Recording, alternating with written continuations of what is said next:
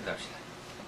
할렐루야. 주님, 오늘도 주님의 귀한 사랑과 그 크신 은혜와 은총을 감사드리나이다.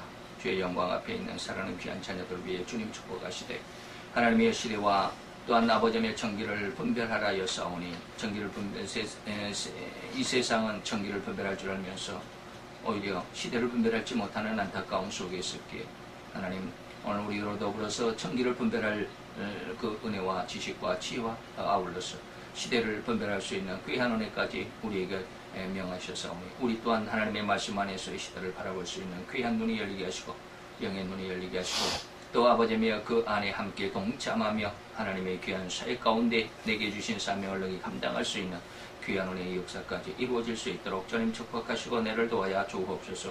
오늘도 주님의 사랑하는 귀한 아들과 딸들이 한자리에 모여서 주의 말씀 가운데 있기를 원하였사오니 하나님의 말씀이 아버지 우리의 삶의 기준이 되게 하시고 또 아버지 우리의 삶의 잣대가 되게 하셔서 우리로 인하여 그 말씀 속에서 가장 아름답고 귀한 은혜의 길을 알게 하시고 그 길을 찾게 하셔서 아버지의 그 길 안에서 결코 흐트러지지 아니하고 좌우로 치치지 아니할 수 있도록 주님 역사하시고 내를 도와야 주옵소서. 오늘도 주님의 사랑이 우리 가운데 함께 하시고 역사하여 주실 것을 믿고 예수 그리스도의 이름으로 감사하며 기도하였사옵나이다. 아멘. 자, 우리 성경을 찾도록 하겠습니다. 성경 유다서 1장 6절입니다. 성경 유다서 1장 6절 우리가 다같이 한 목소리로 같이 봉독을 하도록 하겠습니다. 우리 다같이 봉독합니다. 또 자기 지위를 지키지 아니하고 자기 처소를 떠난 천사들을 큰 날의 심판까지 영원한 결박으로 흑암에 가두셨으며 아멘. 자, 오늘 우리 이 말씀 속에서 계속해서 1장 6절을 통해서 우리가 많은 말씀들을 생각해보고 또 상고하는 그런 시간들을 갖습니다. 그 중에서 오늘 이 시간에는 이제 오늘 말씀에 영원한 심판으로 영원한 결박으로 흑암에 가두셨다라고 이렇게 말씀하시는데 그 말씀의 기준, 다시 말하면 누가 이렇게 하느냐라고 하는 것이죠. 다른 말로 하면 심판자이신 하나님에 대해서 오늘 이 시간 우리가 다시 한번 생각해 볼 수 있게 되기를 바랍니다. 자, 그러면 하나님에 대해서 우리가 물론 여러분들이 하나님이 도대체 어떤 분이냐라고 한다면 여러분들은 그냥 어떤 뭐라 그럴까 여러분들이 가지고 있는 그런 어떤 생각 그런 것들을 충분히 말씀하실 수가 있겠죠. 자, 그런데 오늘 우리가 하나님에 대해서 한번 생각을 해보는데 어떤 하나님이냐라고 하는 것이죠.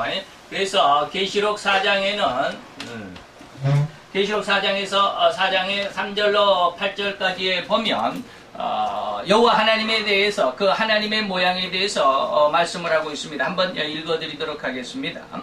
앉으신 이의 모양이 벼꽃과 홍보석과 같고 또 무지개가 있어 보좌에 둘렸는데 그 모양이 녹보석 같더라. 또 보좌에 둘려 24 보좌들이 있고 그 보좌들 위에 24 장로들이 흰옷을 입고 머리에 금 면류관을 쓰고 앉았더라. 보좌로부터 번개와 음성과 내성이 나고 보좌 앞에 7 등불 켠 것이 있으니 이는 하나님의 7 영이라. 보좌 앞에 수정과 같은 유리바다가 있고 보좌 가운데와 보좌 주위에 4 생물이 있는데 앞뒤에 눈이 가득하더라. 그 첫째 생물은 사자 같고 그 둘째 생물은 송아지 같고 그 셋째 생물은 얼굴이 사람 같고 그 넷째 생물은 날아가는 독수리 같은데 4 생물이 각각 6 날개가 있고 그 안과 주위에 눈이 가득한 4 영물이 있었다 라고 놀라운 광경이라고. 그 놀라운 광경이 다시 말해 하나님이 계시는 그 보좌 주위의 그 상황을 사도 요한이 환상 중에 보고 그것을 기록한 내용입니다. 자, 하나님이 어떠한 모습으로 계시느냐 보면 핵심적인 것입니다. 여기에 보면 하나님 앞에 유리바다가 있다라고 이렇게 기록을 하고 있습니다. 하나님 앞에 유리바다가 있다라고 그랬죠. 그 다음에 보좌 앞에 그 7 등불이 있다. 7 등불이 켜져 있다. 이렇게 기록이 되어 있죠. 그 다음에 그 하나님의 주위에 4 생물이 있는데 4 생물이 있는데 또 뭐 사자 같기도 하고 또 송아지 같기도 하고 또 하나는 사람 같기도 하고 넷째는 독수리 같은 이러한 네 생물이 있는데 이 네 생물의 특징이 뭐냐면 안과 밖에 안팎에 눈이 가득하다. 자, 하나님에 대해서 설명을 하면서 몇 가지가 더 있지만 우리가 이렇게 제가 이제 여러분들에게 말씀드리고자 하는 주된 내용을 이렇게 세 가지로 뽑아봤습니다. 유리바다가 있다. 그 다음에 등불이 7 등불이 있다. 그리고 안팎에 눈이 가득하다라고 하는 것입니다. 이것은 뭘 의미하느냐면 유리바다라고 하는 아주 깨끗한 그러한 물 그런 바다라고 말할 수 있겠죠. 불은 뭐요? 어두움 없이 완전히 밝히는 모습이 뭐요? 7 등불이다. 그리고 안과 밖에 눈이 가득하다. 감출 것이 없고 모든 것을 다 안과 밖을 다 들여다본다라고 하는 것입니다. 다시 말하면 이것은 완전히 환한, 그 다음에 청결 뭐 이런 의미가 있거든요. 그 다음에 감출 것이 없는 완전한 그 밝음이라고 말할 수 있습니다. 자, 이러한 하나님의 모습을 우리가 생각을 해보면서 우리가 오전에는 뭐 했습니까? 이 하나님이 우리의 심판의 기준이 예수님의 말씀과 그 다음에 성경 캐논과 그리고 우리가 세상 속에서 살아가면서 행한 모든 언행심 이런 것들이 우리의 심판의 기준이 되고 바로 그 심판의 기준을 가지고 우리의 말과 마음과 행위를 저울질 해보고 또 자로 재보고 그래서 천국과 지옥의 그 형편을 여부를 알게 나누신다라고 하는 것을 말씀드렸죠. 그때 하나님의 모습은 이렇게 아주 청결하고 깨끗하고 숨길 것이 없고 감출 것이 없고 어두워서 그늘진 것이 없는 이러한 의미의 모습이 이렇게 세 가지의 모습으로 나타나 있습니다. 자, 이러한 하나님께서 오늘 본문 안에서 뭐라고 그랬느냐면 큰 날의 심판까지다 라고 이렇게 이야기합니다. 큰 날의 심판까지.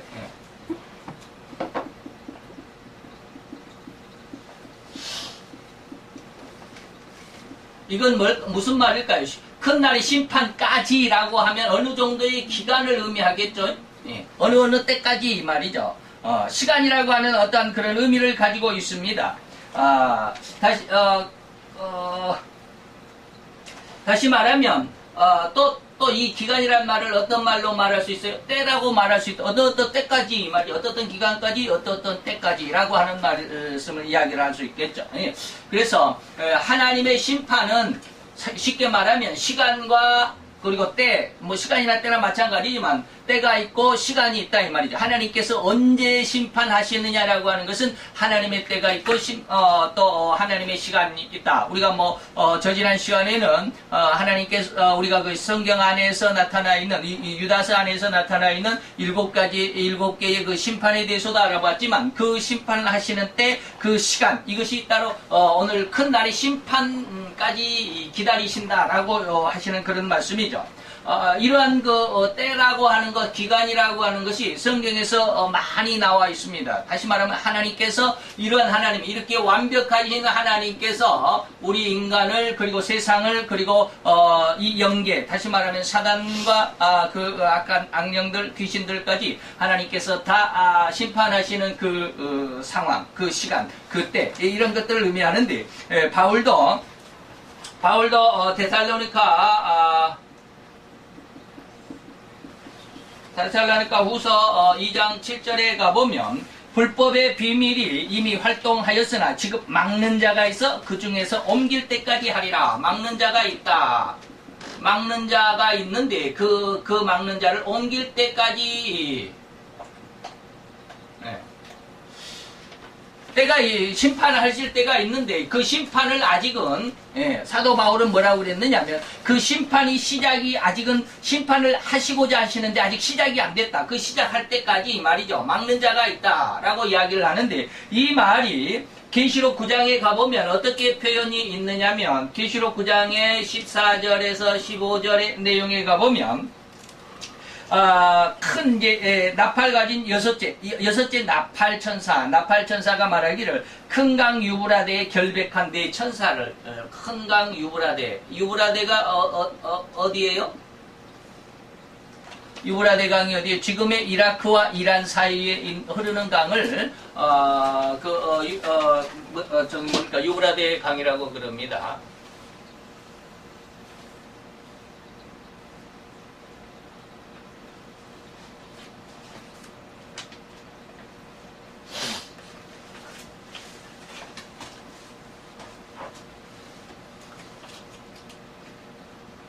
여기가 사우디고요. 여기가 가데스 바네아 광야입니다. 그리고 여기가 이스라엘이에요. 이스라엘이에요. 그리고 여기가 이제 레바논이 있고 이라크가 이렇게 여기가 이라크가 붙어 있습니다. 그 다음에 그 옆에가 이렇게 이란이 붙어 있습니다. 그런데 여기 이라크에 여기가 모술이죠. 성경에는 여기를 니누에라고 그랬습니다. 요나의 전도를 받고 구원함을 받은 성 니누에. 현재는 모술이라고 그럽니다. 이라크의 수도가 바그다드죠. 바그다드의 제2 수도가 모술입니다. 그런데 여기가 바로 이제 이렇게 강이 이렇게 흘러가죠. 이게 바로 유브라데 강입니다. 이게 유브라데 강. 유브라데 강이 어디가 있었어요? 원래 이 유브라데 강, 제가 에덴 동산의 네 강을 다 하윌라 강이 있고, 하나는 유브라데 강이 있고, 하나는 티그리스 강이 있고, 또 하나가 뭐가 있는데, 그 네 개 강이 있는데, 그 중에 하나가 유브라데 강이거든요. 그래서, 많은 고고학자들이 유브라데 강이가 있기 때문에 이 근처가 에덴 동산, 처음에 창세기에 나와 있는 에덴 동산이 이 근처가 있을 것이다라고 많이 추정을 하고 연구를 하고 있습니다. 근데 아직 찾지는 못하고 있죠. 자, 우리가 유브라데 강이 있는데, 이 유브라데 강에, 큰 강 유브라데 강에, 천사가 여섯째 나팔을 가진 천사가 뭐라고 그랬느냐면, 여기에, 네 천사를 묶어놨다. 네 천사를 거기 가만히 있어 라고 이렇게 묶어놨다라고 이야기를 합니다. 이 네 천사가 누구냐면 바로 7년 대환란을 7년 대환란을 주장하는 천사들입니다. 그래서 이 여섯째 나팔 천사가 이 유브라데 강에 있는 네 천사에게 잠깐 기다려라 라고 말하면서 이들이 이제 활동을 시작할 때가 바로 7년 대환란이 시작하는 그런 때가 될 것이다 라고 하는 것이죠. 이렇게 어느 기간 또는 어느 때까지 이렇게 기간을 정해놓고 그때까지 기다리라라고 하는 그런 내용이 있습니다. 그 다음에 두 번째는 큰 날의 심판까지, 두 번째는 영원한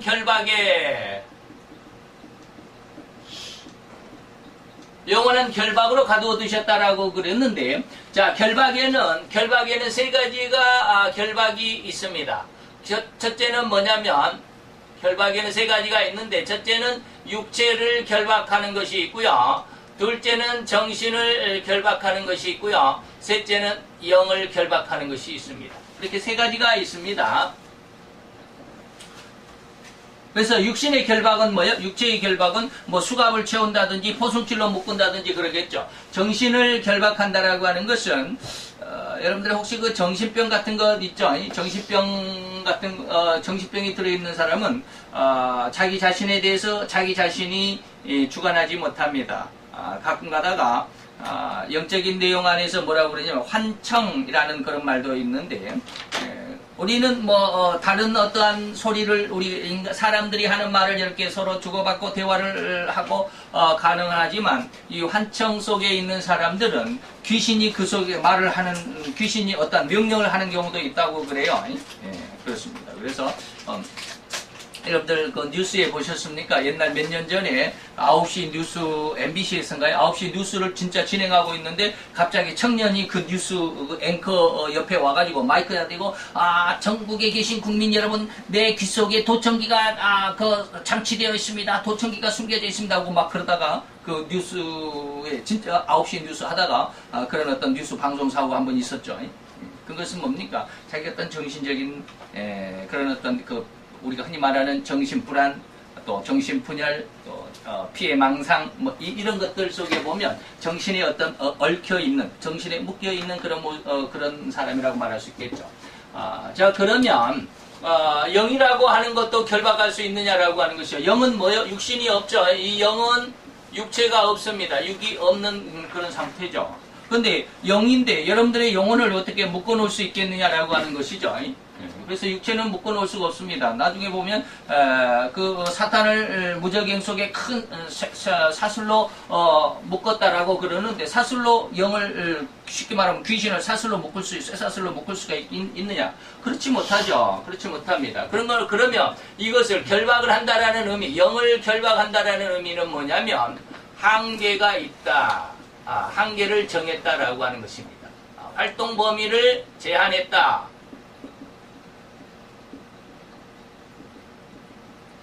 활동 범위를 제한했다라는 그러한 한계성의 의미를 가지고 있습니다. 그래서 자, 우리가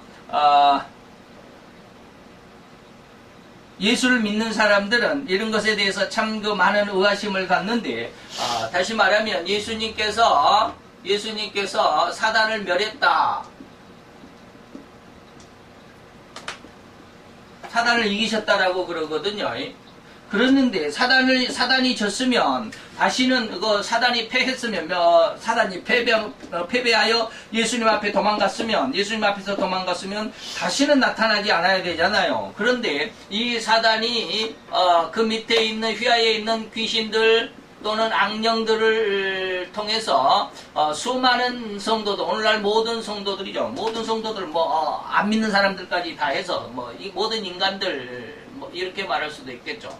이 성도들 속에 강력하게 역사를 하고 있거든요. 아니, 예수님께서 사단을 멸하셨고 사단을 제압하셨고 사단을 패하셨으면 이 패배를 당한 사단은 결코 다시는 성도들을 건드릴 수 없어야 되는데, 어떻게 해서 오늘날 이 성도들조차도 이 사단의, 그리고 귀신과 악령들에 의해서 이렇게 고통과 괴로움을 당하고 힘든 이러한 비참한 삶을 살아갈 수밖에 없겠느냐라고 하는 이러한 의문을 갖는 경우도 많습니다. 이럴 때 뭡니까? 예수님께서 사단을 이기셨다 또는 결박했다라고 하는 의미는 완전히 그를 붙잡아서 지옥에 던져버린 그 상황이 아니라 이 한계를 두었다라고 하는 것입니다. 한계를 두었다. 그래서 욥기서에 보면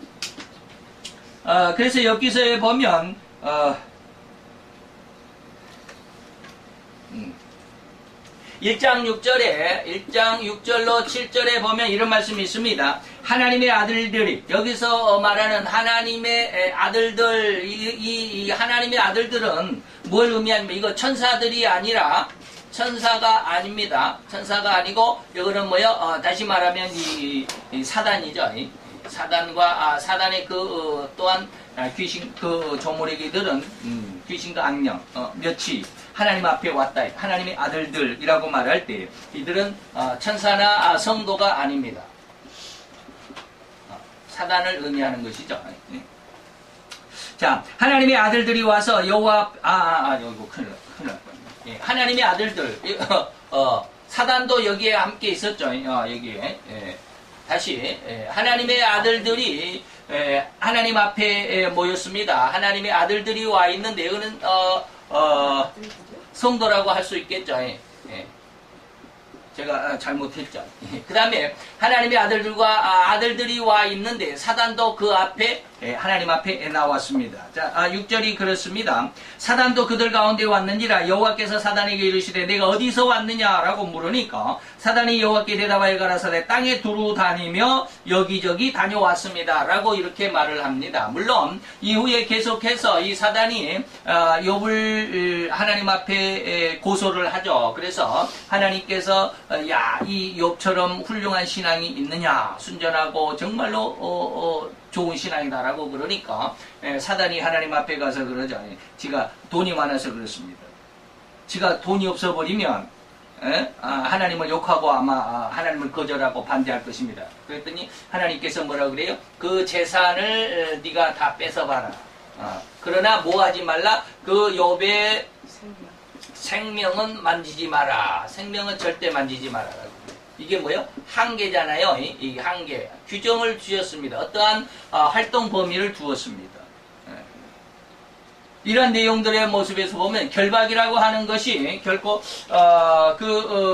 꼭 우리가 우리가 우리 육신을 결박하는 것처럼 우리 육신이 결박하는 것처럼만 생각해서는 안 되죠. 이거 오늘 영의 결박은 뭐라고요? 그 한계를 정했다라고 하는 그런 의미를 잘 한번 기억을 하시고 생각을 해보시기 바랍니다. 그 다음에 세 번째는 흑암에 가두었다. 오늘 6절이 그렇죠. 영원한 결박에 흑암에 가뒀다라고 하는 것입니다. 자, 흑암이라고 하는 것은 흑암이라는 말은 빛이 없다라고 하는 것이죠. 근데 자, 흑암이라고 하는 것은 흑암, 어두울 암자죠. 빛이 없다 이 말이죠. 빛이 없다. 빛이 없다라고 하는 말인데, 자, 여기서 이제 반대적으로 한번 생각을 해봅시다. 하나님의 존재, 하나님은 어디에 계실까라고 하는 것입니다. 우리가 흔히 하나님은 어디에 계시냐라고 했을 때 무소부재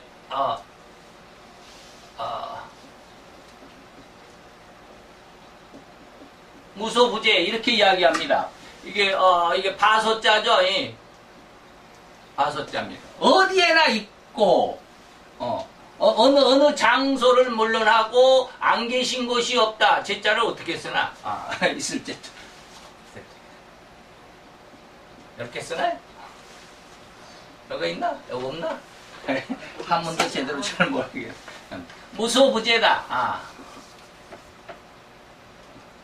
무소부재다. 앞에가 사람 인자가 있어야 되나 모르고. 자, 하나님이 어느 장소에든지 없는 곳이 없고, 하나님의 존재가 아니 계신 곳이 없다. 다 하나님은 어디에나 다 편재, 온 곳에 있다. 그런데 하나님이 이러한 무소부재의 존재이지만 꼭 안 계신 곳이 있습니다. 어디가 없어요? 흑암에는 안 계시다.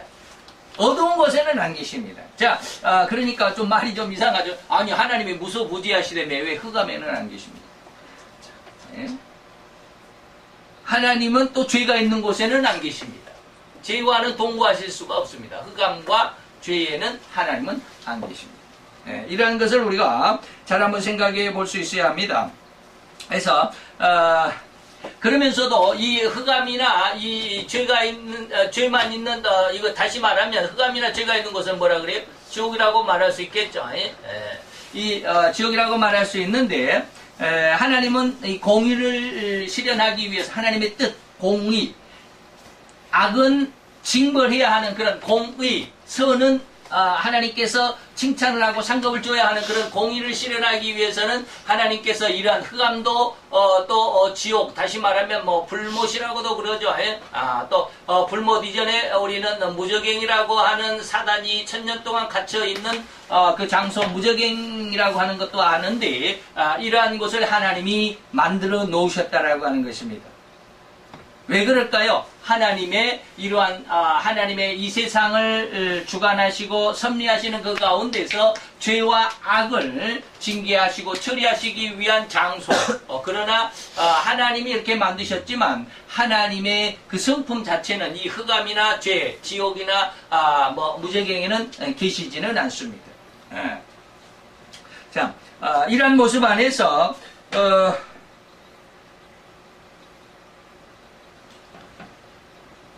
이런 모습 안에서 오늘 우리가 하나님 심판하시는 하나님의 모습을 한번 이 1장 6절 안에서 한번 생각해 봤습니다. 하나님은 끝날의 심판까지 영원한 결박으로 흑암에 사단을 가두어 놓으셨다라고 하는 그 말씀의 의미를 한번 잘 기억을 해 보시기 바랍니다. 나중에 사단을 그 결박을 했다라고 하는데 이 영적인 존재를 어떻게 결박합니까라고 의아해서 의문을 갖는 그 신자들이 종종 있을 거라고 믿습니다. 그래서 그럴 때 여러분들이 그때 백 목사님께서 이렇게 이야기를 하셨는데라고 잘 기억을 되살리셔서 그들에게 정확한 것을 가르쳐 줄 수 있게 되기를 바랍니다. 우리 다 같이 기도하겠습니다. 할렐루야. 주님, 오늘도 주님의 귀한 사랑을 감사합니다. 오늘도 주님의 사랑 안에서 아름답고 귀한 이 한날을 통해서, 이 시간을 통해서 또 하나님께서 하나님의 그런 성품들 중에 하나님께서 하시고자 하시는 그 하나님의 주관하심과 섭리하심 속에서 큰 날의 심판 때까지, 또한 아버지며 영원한 결박이라고 하는, 그리고 또 흑암이 가두셨다라고 하는 이러한 말씀의 의미와 그 내용을 다시 한번 상고하며 다시 한번 살펴보았나니, 하나님 우리로 이 말씀 속에 있어서 하나님의 성품, 그리고 하나님이 하시는 그 모든 일, 하나님의 주권하심을 하나하나 깨달아가며 그 말씀 속에서 우리의 믿음의 기준을 삼고 뿌리를 내릴 수 있는 귀한 은혜의 시간이 된 줄로 믿고 감사를 드리나이다. 이 시간 주의 말씀의 귀한 그 큰 뜻을, 그 의미를 우리의 심령 깊숙이 잘 새기게 하셔서 성경 말씀 속에 귀한 말씀의 진리를 깨닫는 깃털이 되고 기준이 되어갈 수 있도록 하나님 은혜를 도와야 주시옵소서. 예수 그리스도의 이름으로 감사와 기도드려 사옵나이다. 아멘.